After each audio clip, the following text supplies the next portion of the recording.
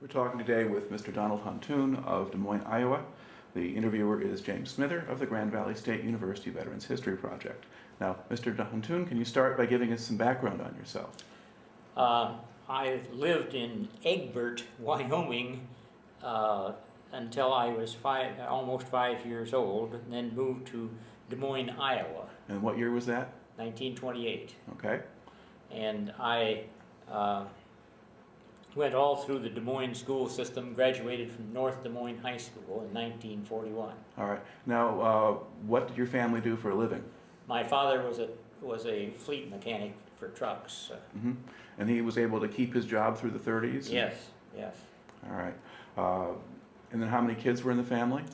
In the end, 3, but I have a sister that's 16 years younger than I am. So. All right. So it wasn't a really big family or something like no. that. Okay.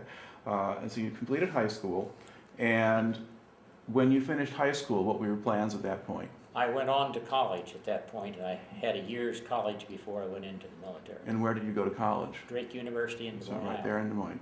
Okay. Now, at this point in time, when you're finishing high school, going into college, were you paying much attention to the kind of the news in the world and what was going on? I certainly was, because I was registered for the draft, and I knew that things were leading to the point where I was going to either have to enlist or be drafted. All right. And then, how did you hear about Pearl Harbor? I was studying business law on this Sunday afternoon, and a friend of mine called and said, "Did you hear about bombing of Pearl Harbor?" And I said, "No." As a matter of fact, I didn't even know where Pearl Harbor was. Most people didn't. All right. And then at that point, did you consider going to enlist right away, or what did you want to do? Well, no, I didn't at that point. It didn't seem like I was going to be eligible for the draft just any day. It was going to be a little while. And I wanted to finish that 1 year of college if I could. All right. And then when did you actually go to sign up? I don't remember when I went to sign up, but I was sworn in on November 17, 1942. Okay. Now at the point, so did you go to a recruitment center and sign enlistment papers? I went to a recruitment center, and then I had to take a bunch of tests in order to be accepted in the aviation cadet program. All right. And then basically then they keep you waiting until they call you, essentially. Right. All right. Now, why did you choose the Air Corps? I was very interested in flying. I had never flown in an airplane, but I was very interested in flying, and I knew I didn't want to be an infantryman. All right. Now, once you do get called up and you start training, where do they send you? Jefferson Barracks, Missouri. All right. And what kind of facility do they have there? Not very good. They weren't prepared for us because they brought a lot of us in, and then they didn't. For instance, we lived in little huts that were designed for 4 people, and 8 people were living in them. And we didn't have very good heat. It was a parlor little stove, a coal-fired stove, and it was cold down there in February. That's when I went in. It's February 1st, 1943. Right. Okay. And what kind of training were you getting down there? Marching, day and night. All right. And you had to learn Army drill and discipline and that kind of thing? Army drill and discipline, and I caught the measles while I was down there. That was the 3rd time I'd had the measles. And they had a joke at Jefferson Barracks that no matter what you went to the hospital for, you were going to have the measles before you got out. And that was pretty true. All right. Now, did this slow down your training, or? Yeah, well, it didn't slow down my training. I was practically through with the training, but my entire platoon shipped out to a college training detachment, and I wasn't. You weren't with them. With All right. How well did you adjust otherwise, just the training and the discipline and that kind of thing? I think I adjusted pretty well. I believed when they told me what I needed to do and that I'd better do it, and I didn't have much trouble. All right. Now, because you had missed your class moving on, what did they do with you?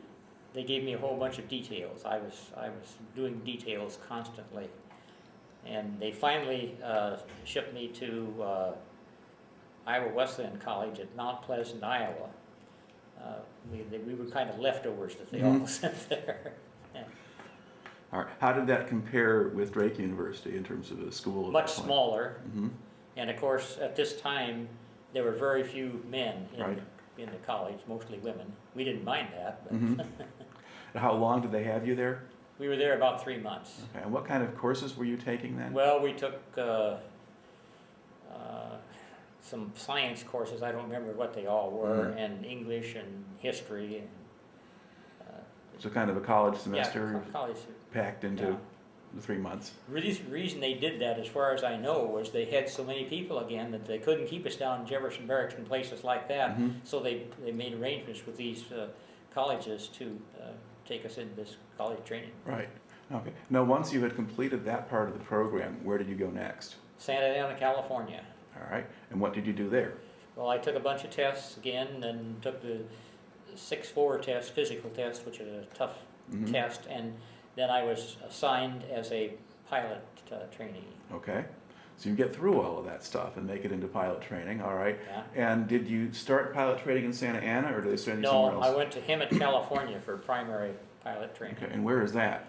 Hemet is near, I'm afraid I'm not going to be able to tell you. That's okay. It's not so terribly far from Los Angeles, 50 miles or 40 miles. So Southern California, Yeah, the it's country Southern a little California. bit. Okay. And what did your training there consist of? I flew in a learn-to-fly, a small aircraft. It was an open cockpit, 165 horsepower Ryan PT-22. Was it a biplane or a monoplane? No, monoplane. Okay, so you weren't in the steering. Lower wing airplane, yeah. All right. And how did you do with that? I was very slow. I was one of the last ones to solo, and I wondered whether I was ever going to solo. And after I soloed, I was so elated I knew I could get on through the rest of it. Okay, so you were, now were they washing a lot of people out at that point? No, not that stage? early. No, not Okay. that early. All right. However, if I hadn't have soloed, then Right. I'm afraid I was headed for Something elimination. else. Okay. So you get through that stage. Where do you go next? Those of us who went to Hemet, there was only 40 of us out of the 240 that went to Hemet. And then when it came to going to basic pilot school, I went to Marana, Arizona. And there were only 40 of us that went to Marana, Arizona. I seem to be an experiment that Right. they were making. Okay. Now, what sort of place was that? Not a very great place. However, it had one benefit. Most people went from the primary trainer, small trainer, to the BT-13 basic trainer. We went directly to the advanced trainer, the AT-6, with a retractable gear and hydraulic flaps. And that was a real, 640 horsepower. So that was a lot of airplane compared to what I had been flying in primary. All right. And how long did you spend there? That's a problem. We started out on the AT-6. I did solo the AT-6, and then they found that they needed to send those AT-6s to an advanced center that didn't have enough airplanes. So we went back to the basic pilot training. All right. And I never soloed that. They assigned me to a civilian instructor. When we first went out, he didn't know how to tune the radio to the tower frequency. He didn't know how to get out to where we were going to take off. When he came back to the base, he flew over the field at pattern altitude, which you never should do. And I was really concerned then. And he said his last parting remarks were, "We'll learn to fly this together." But when I came into Marana, there was 2 caskets on the railroad station there, and one of them was somebody I had known before. And I thought, I don't want to be one of those caskets. So I maybe took the wimp's way out. I told him I wanted to quit. I wasn't going to go through this thing with this fellow. Okay. And then at that point, did they give you a choice of alternate assignments, or they just send No, you they somewhere? sent me back to Santa Ana, where I would be reclassified, and I would be reclassified as a bombardier or a navigator. All right. And then which did they classify I was classified as a navigator, and again, they did a little experiment. They gave the 16 of us an opportunity to get into radar observer training. All of 16 of us took it, and they sent us from Santa Ana, California to Fort Myers, Florida, Buckingham Army Air Base. All right. Now, what was the radar training like? The radar training was real good. Before we went to radar training, we had to go to aerial gunnery, and I did finish aerial gunnery successfully. And radar training was really good. I never heard of radar before I went to this, and it was still a very secret thing on the base. We learned a fair amount about the radar set itself, And then we practiced running interceptions on other aircraft, Mm-hmm. which was what we were supposed to do ultimately Now, were you doing this flying during the day or at night? in the day. Okay. Now, was there an expectation that you'd be able to use the radar at night and fly at night? Well, we were headed for, classified as a night radar operator, night fighter, and we could fly at night, but we didn't do that till we went to the next base. Okay. Now, about how long did you spend then in Fort Myers, do you think? Well, in Fort Myers, it was just a couple of months in gunnery school, and the radar training was at Boca Raton, Florida, and we were there about 3 months, and we flew almost every day in a twin-engine trainer, and they usually would take 2 students up at a time, and they'd take turns operating the radar set and doing the things we were supposed to do. All right. Now, were you with the same group of people at this point in Florida from one place to the next, or did they keep changing who you were with? Well, we were with the same group at Boca Raton that we were with at Fort Myers, and then they sent us from Boca Raton when we graduated as a radar observer to Fresno, California, and there we were merged in with some other people there.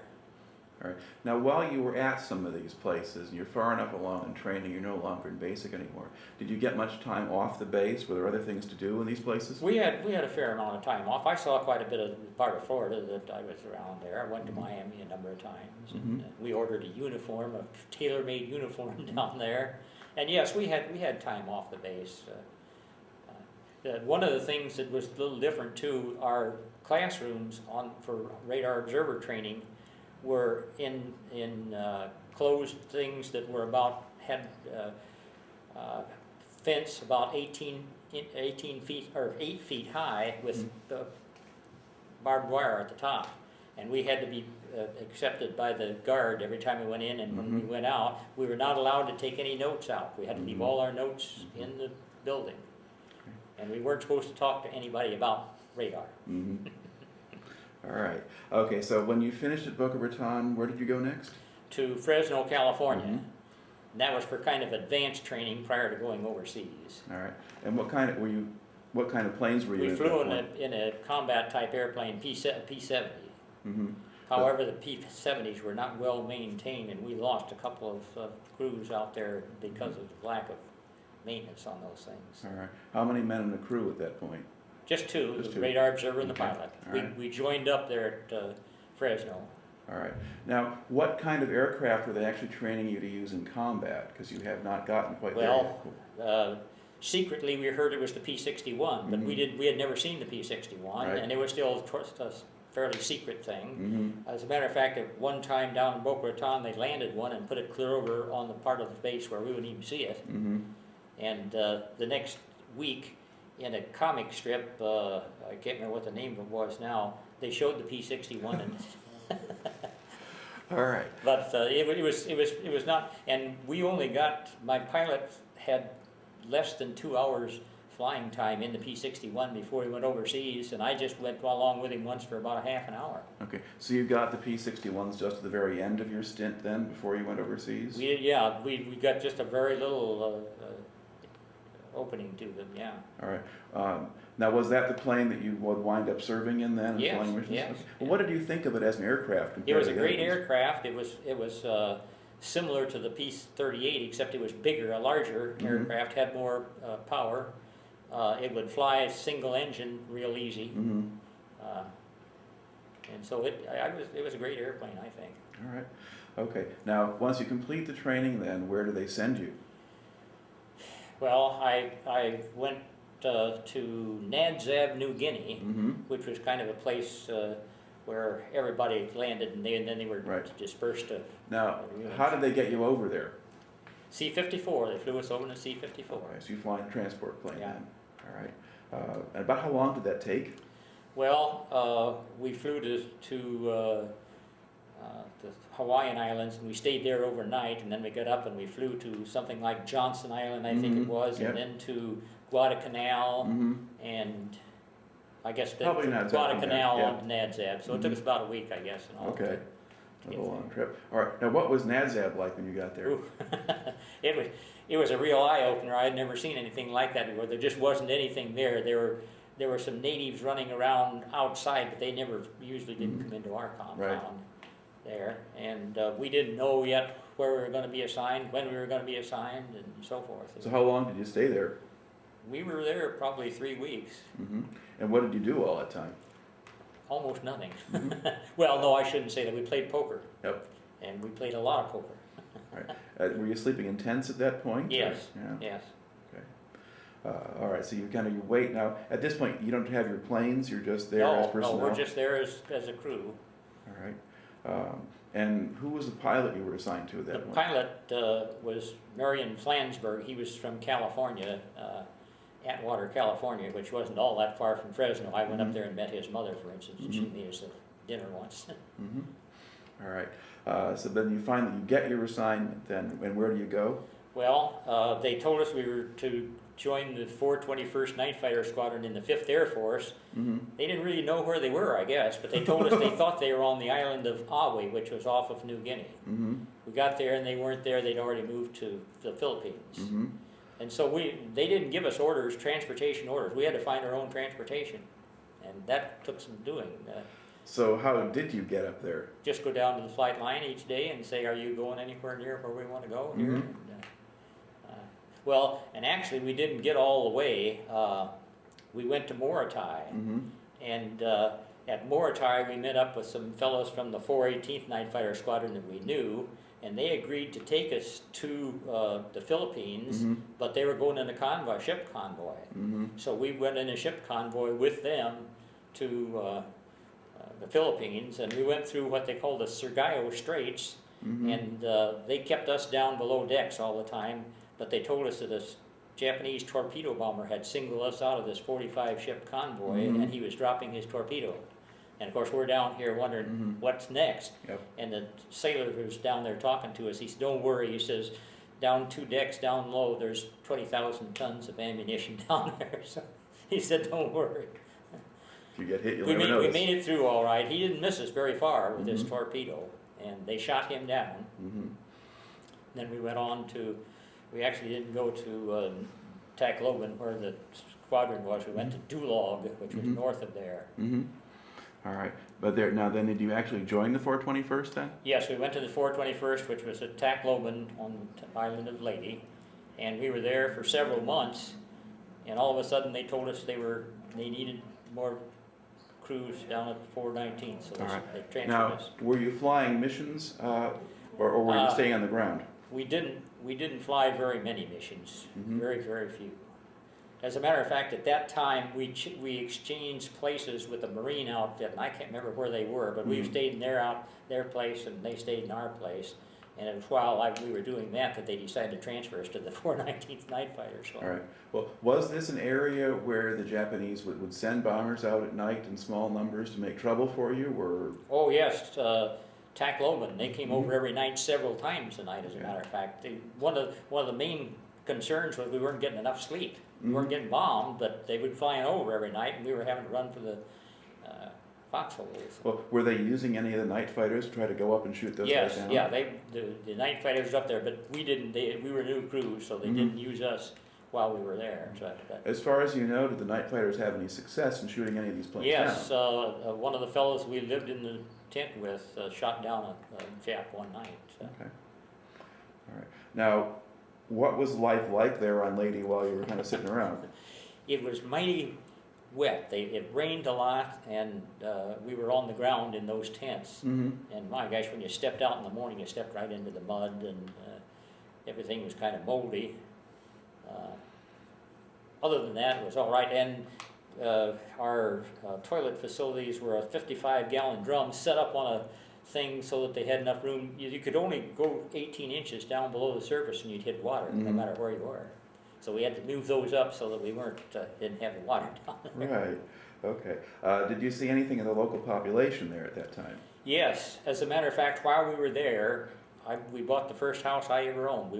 We had a house constructed, and it was a nipa grass, bamboo, up off the ground, which was, we had one light bulb to light the place up. And, it was one of the nicest places we ever thought of having. So you hired some of the local people to Yes, build we for you? hired them, and we helped them get the materials for we scrounged a little for that. All right. Now, did the Army do much by way of providing anything for entertainment or better food or anything else like that? Or No. so you're not yet having a USO show go through there Oh, or anything no. like that? No, I don't think USO shows would come through there because we're getting raids just constantly. Right. Because that was not too long after the original landing. Was there still fighting going on in Leyte when you were there? Not, I think maybe in Leyte, but not anywhere near Tacloban where. Other side of the yeah. island by then. Yeah. Yeah. Okay. So then, how long did you say you spent then? Well, we're about 3 months with the Okay. 421st. All right. And then you said basically you were kind of excess baggage there Yeah. anyway, so they move you then to the 419th, Right. which needed some more Yeah. crews. Now, where were they stationed at that time? We joined them at Middleburg Island, which is a little island off New Guinea. Mm-hmm. The strip ran from end to end of the island. All right. And once there, were you starting to fly missions more regularly? I don't know that we flew any missions there at all. Many of them had already moved up to Morotai, Okay. and we hadn't moved yet. And while I was down there, they sent us down to Australia on a rest leave. So that's where we spent our time. All right. So where did you go in Australia? Sydney, Okay. And how long did you get to spend there? I think it was a week. Okay. And what was there to do in Sydney at Oh, that point? there's all kinds of things to do. We liked the Australian beer. It was not as bitter as our beer is. It had more alcohol content to it, and they were nice people. If it wasn't so far away, I think I would have considered moving to Australia. I liked the people and the way the life that they lived down there. All right. But then you have to kind of go back to reality again. And when you left Australia, did you go to Morotai then or back to We Middleburg? went back to Middleburg, but then to Morotai from Middleburg. All right. And then when was that by the time when you got to Morotai then? I don't know that I can really tell you. It wasn't more than 2 months, probably less than 2 months. But was it in 1945 by then? That you Oh were out yeah, there? yeah. Okay. Now at this stage, do you actually get to fly much or are you? Yeah, in Morotai we started flying missions. Most of our missions were convoy cover at night. And they loved us to come out there and fly around over them at night so that they didn't want to fly at night off the carriers. So. Right. Now, were the Japanese sending planes out at night to attack convoys?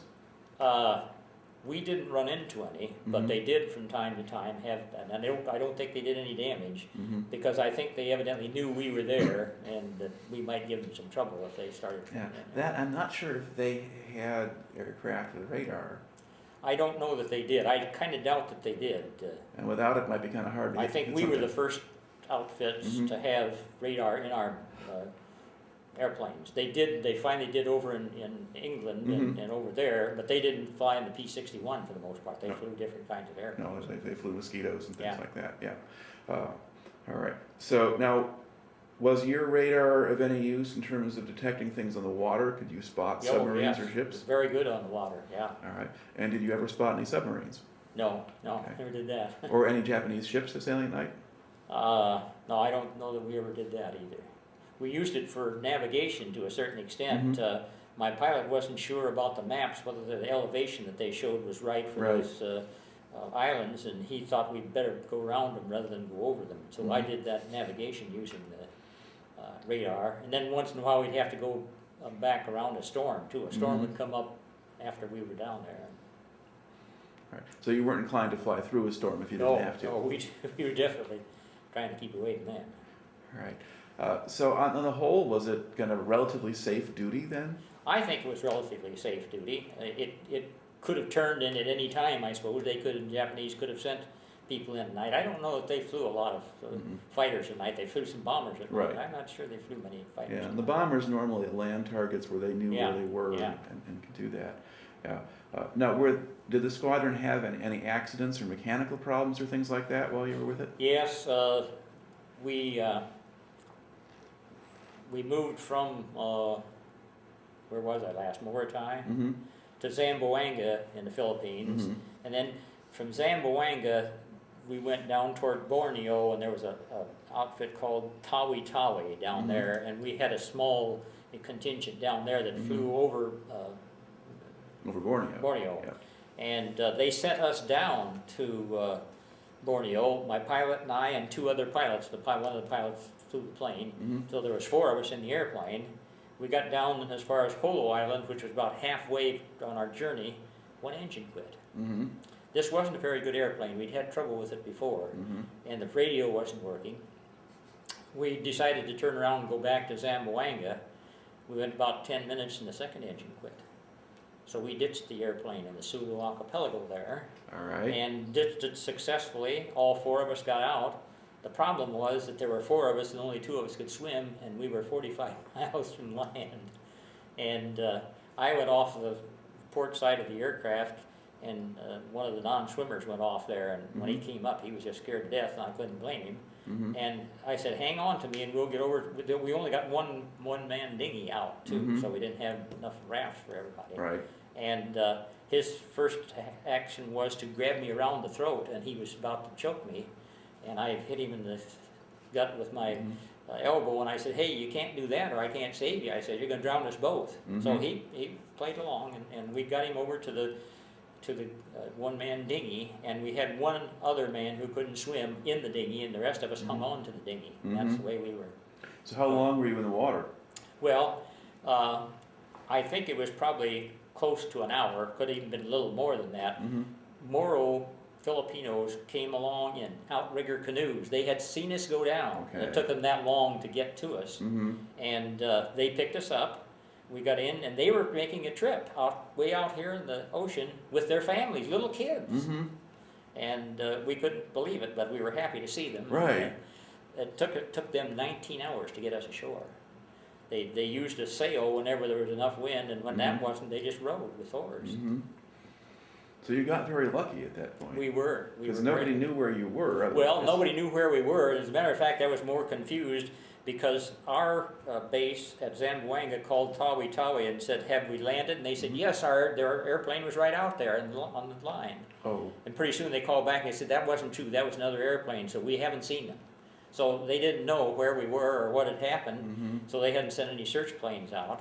And when search planes came out, they were high enough, I don't think they could have seen us in that little one-man dinghy down there. Finally, some Marines came by at wave top and saw us all right, knew where we were, and they took us to Holo Island, which was the closest place. We didn't know till we landed there that was partly held by the Japanese and partly held by us, and that the Moros took us to our part of the island. And we got on a PT boat there. All right. That's a pretty good adventure then. When did that happen? That was in, I think it was something like July 10th, 1945. Okay. Getting pretty late on there. Well, after that adventure, did you get any time off before you had to fly again? Or? No, as a matter of fact, we had to fly not too long because they were moving on the whole thing from Zamboanga to Palawan Island.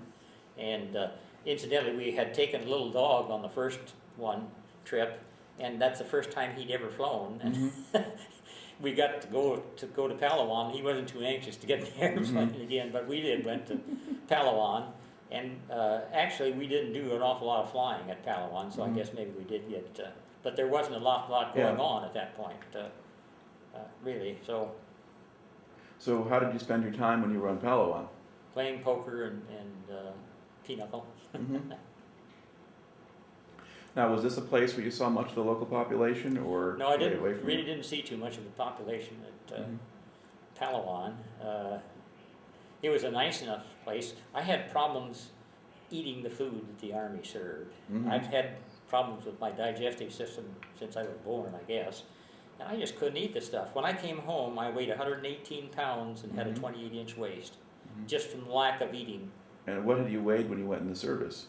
Not a big, about 136.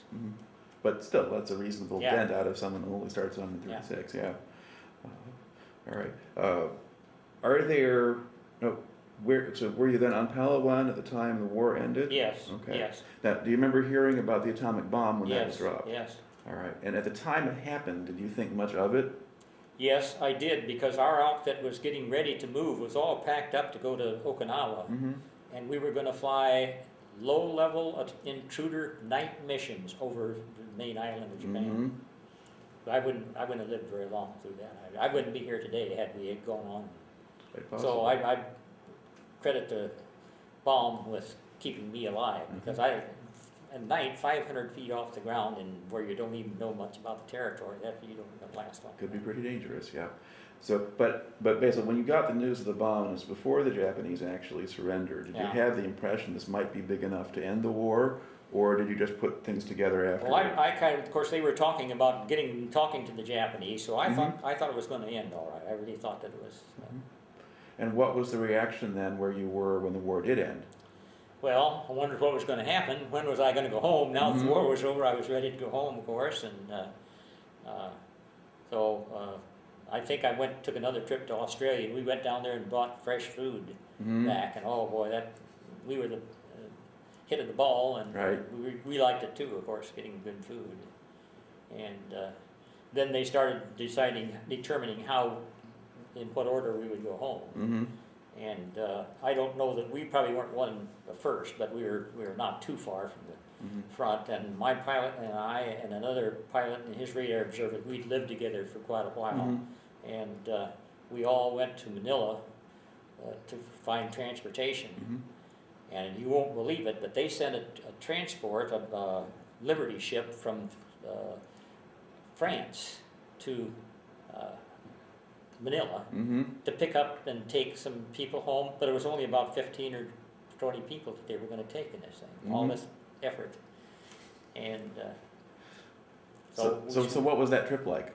Well, the trip home was really filled. We hit the part of the typhoon that hit Okinawa, and I'd never been out. I'm not much of a sailor anyway. We'd get up on a wave, and all of a sudden that wave would dissipate, and we'd sit and rattle, and I wondered if the thing was going to fall apart and sink. And we got to the Hawaiian Islands and stopped there to get some supplies and so forth. And we went into town the first day to see if we could find anybody that was flying home, and maybe we could get it. But we were unable to do that. Well, it came time for us to leave, and we went out the breakwater, and we just got outside the breakwater, and they had a guy that had been drinking a lot of cognac, and he went stark raving mad. And the captain sent to circle the ship out there and call the shore and tell them to come out and get this guy and take him. They didn't want him anymore. And they did come out and take him, but while we were doing this circling, we ran aground outside Pearl Harbor. And running aground means you're stuck, and you lay over this side and you lay over that side. And we had left there, Hawaii, about 7 o'clock, and they kept bringing tugs out, the Navy did, to pull us off. And they weren't able to do that till about 3 o'clock in the morning, and it did some damage to the ship. So did you have to get a new ship, or wait for this one to get fixed? We decided not to get a new ship. We didn't know how badly it was damaged and how long it was going to take. So they put us up at Oahu Army Personnel Center, and we got a ride on a small aircraft carrier back to the States, which was a good deal. And, all right. Then where did you land then when you got back to San Pedro, California. Okay.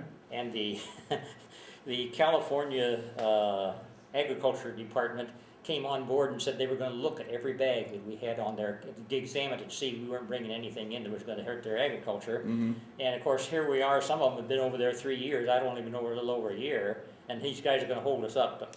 So they said in order to do that, you'd have to stand beside your bag, because they couldn't touch it unless you were there. Everybody dispersed and weren't anywhere near their bag, so finally it came over that they decided they wouldn't do that after all.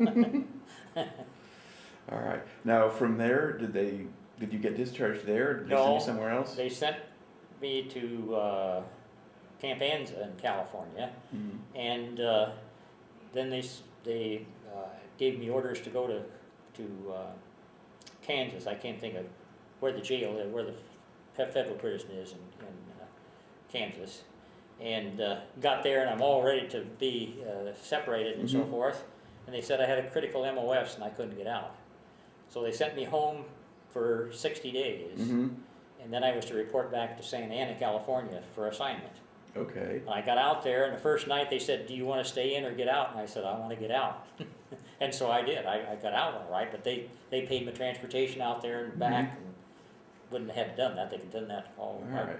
So you get back home to Iowa then eventually Yeah. after all this, and then what did you do once you got home? I had gotten a year's education at Drake, and I Mm-hmm.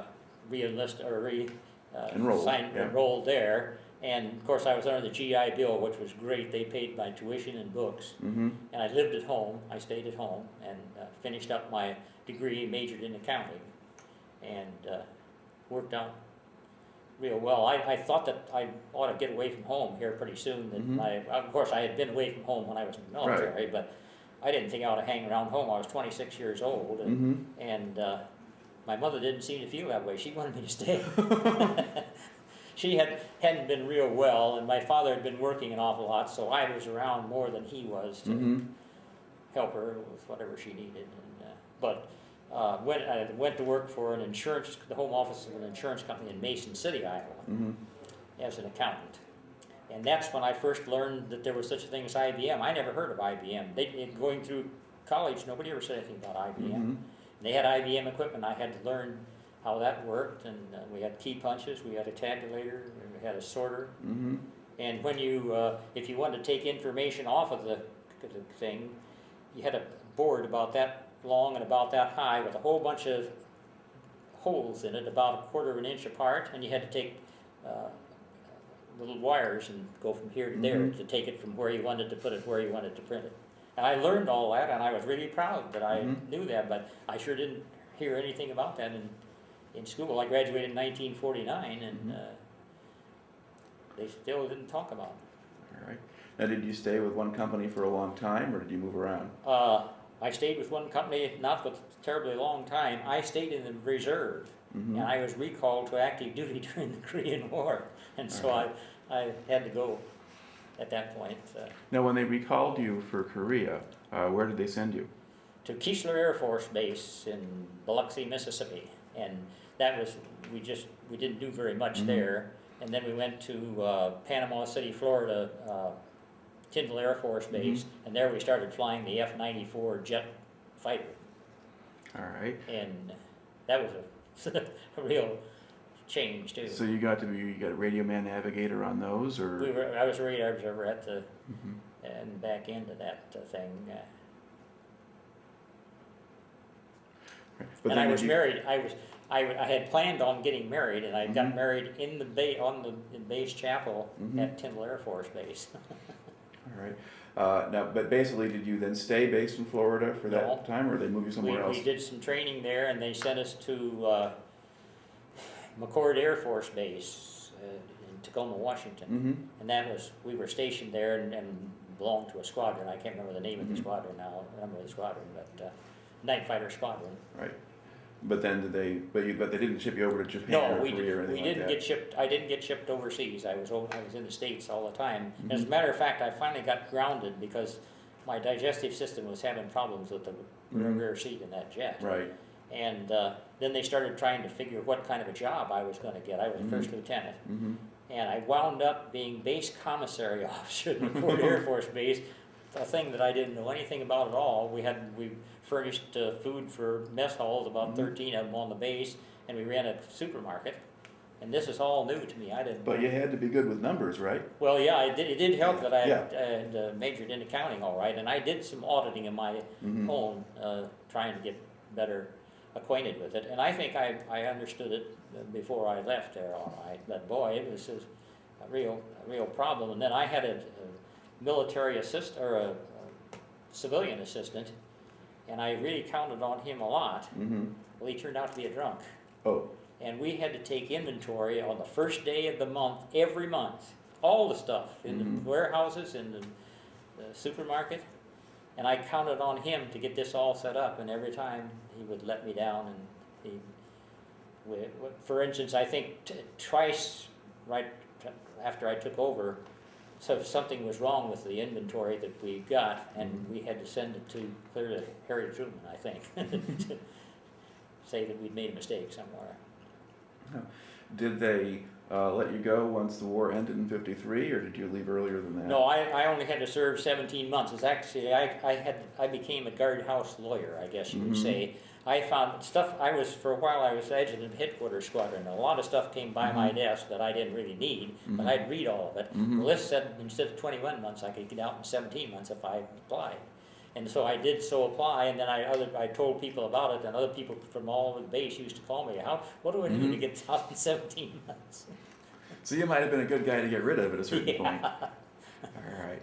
So that basically gets you back out then, and you get to go back to civilian life for good, or do you? Yeah, I went back to civilian life, and I was out of everything at that point. I didn't want to be in the reserve. I didn't want to be anything for the military. I had enough of the military, and my wife didn't like it at all. So my oldest son was born in the base hospital at McCord Air Force Base. So, and the price was right. I think I paid $12 was all I paid. All right. Okay, so did you then go back to Iowa again? And I did go back, and I went back to Mason City to the insurance company, and the deal that they made me there didn't sound very good at all. And I told the general manager, and he didn't seem to be too concerned. So I kept looking, and I found an opportunity at the power company in Des Moines, where I had lived before. Went there and applied and got the job, and I was there for 12 years at the power company as an accountant. All right. But to look back at your time in the service overall, how do you think that wound up affecting you? Oh, it had a terrific effect, because I was not very dependable, I don't think, before I went in. And when they told me what to do and get it done, I did it, and I learned how to make my bed and real simple things like that. And I learned discipline, and particularly when somebody of the higher rank talked to you, you paid attention. And I think I'm much better off for it, that I'm a more rounded person with that training and experience that I had. All right. Are there any other kind of individual incidents or things that tend to come back to you about that time that you haven't mentioned here yet? Well, let's see. I thought I had something that I was going to...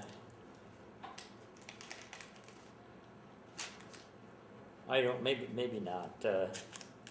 You'll probably remember after I turn off the camera. Yeah, that's true.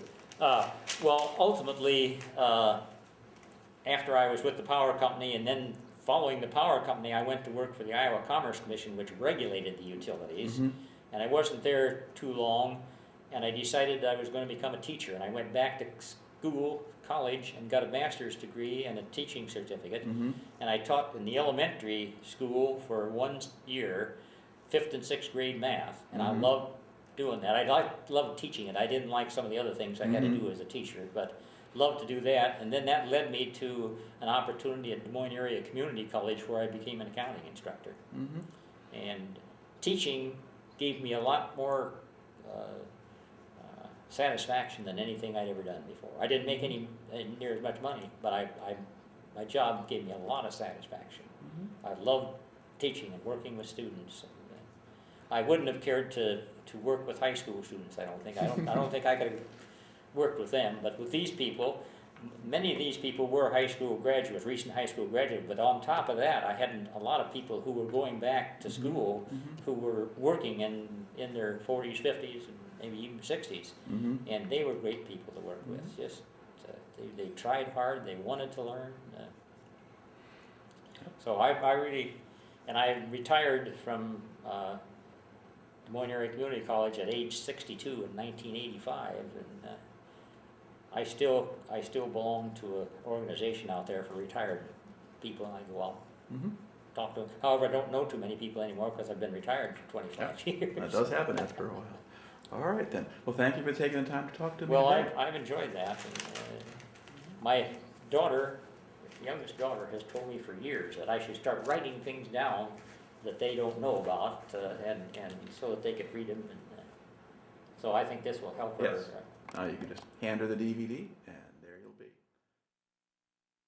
Now.